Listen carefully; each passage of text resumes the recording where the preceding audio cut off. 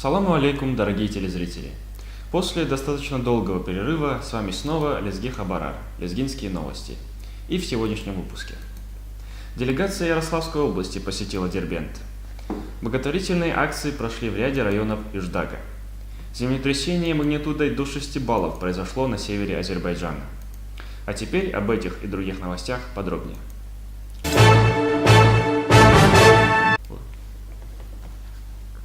27 сентября Дербент посетила делегация Ярославской области, в состав которой вошли заместитель губернатора Ярославской области Александр Грибов, представители различных министерств и ведомств области, а также президент Ярославской лезгинской национально-культурной автономии Васиф Гасанов.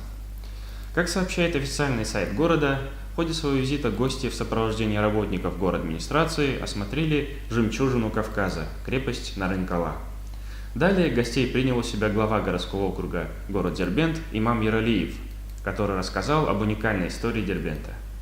В ответном слове Грибов поблагодарил главу Дербента за теплый прием и отметил, что Дербент и Ярославль схожи между собой не только древностью истории, но и тем, что в обоих городах испокон веков в мире и согласии живут представители различных народностей.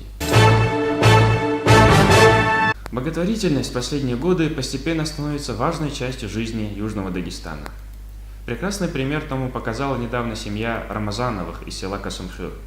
За счет личных средств Рамазановы огородили каменным забором сельское кладбище протяженностью 150 метров, навели в нем чистоту и порядок, информирует официальный сайт Сулейманстальского района.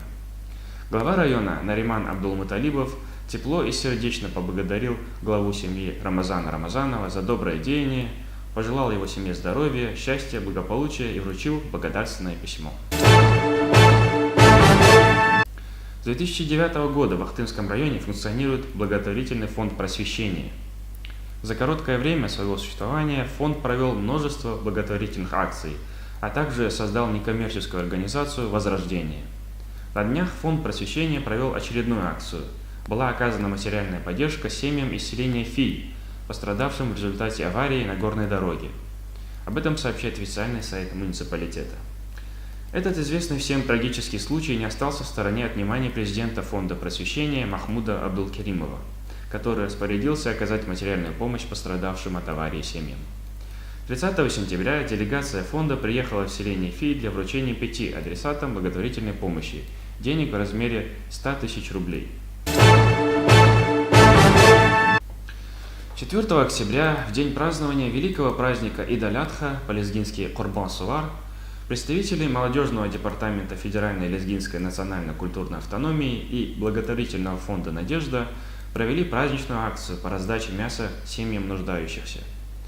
Акция прошла в Сулейманстальском, Магарамхюрском и Ахтымском районах. В будущем организаторы планируют расширить географию и охват подобных мероприятий. В конце сентября президент ФЛНК Ариф Керимов совершил поездку в Республику Абхазия по приглашению руководства этой страны, сообщает официальный сайт организации. Глава лезгинской автономии стал почетным гостем на церемонии инаугурации президента Республики Абхазия Рауля Хаджимбы, которая состоялась 25 сентября.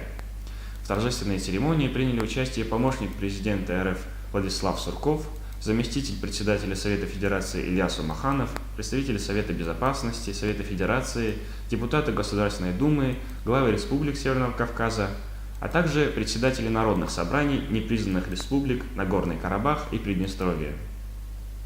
От лица Федеральной лезгинской национально-культурной автономии Ариф Керимов поздравил нового президента Республики Абхазия с официальным вступлением в должность.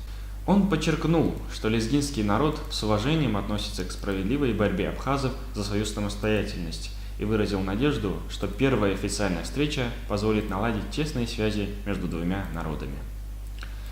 А теперь наша постоянная рубрика «Лезгич Алал» на лезгинском языке. Кудлага октябрьдис Азербайджан потом Кабала районда Кати Залзалыхана, Лагузва Лезги Арсайти. Сейсмологи день Идаради Хабар Гузвайвол, пока Масятин Цудос Кабаладлайт Субут километр дезерга терчкада Чил Зурзана.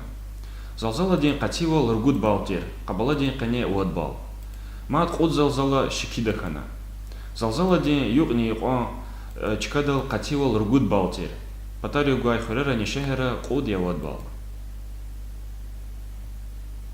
Переходим к новостям спорта. Наш земляк Али Гаджибеков вывел махачкалинский Анжи на поле в ранге капитана в победном матче против саратовского «Сокола». О своих впечатлениях об этом матче он рассказал в интервью, с которым можно ознакомиться на официальном сайте клуба. Напомним, что матч с «Соколом» состоялся 29 сентября и закончился со счетом 3-0 в пользу дагестанцев.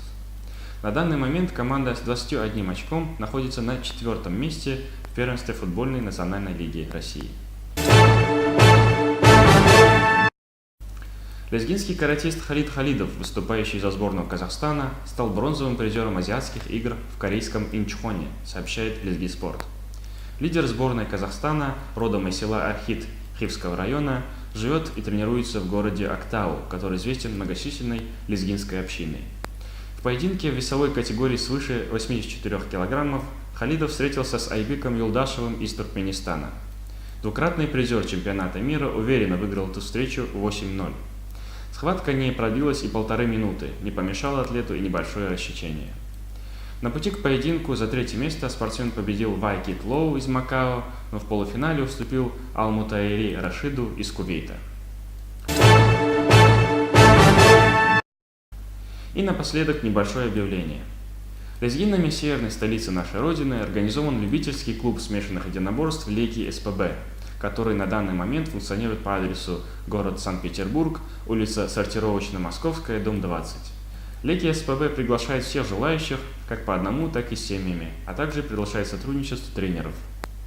Контакты для получения дополнительной информации вы сможете видеть на ваших экранах. А наш выпуск между тем подошел к концу. Всего вам хорошего. Салам алейкум.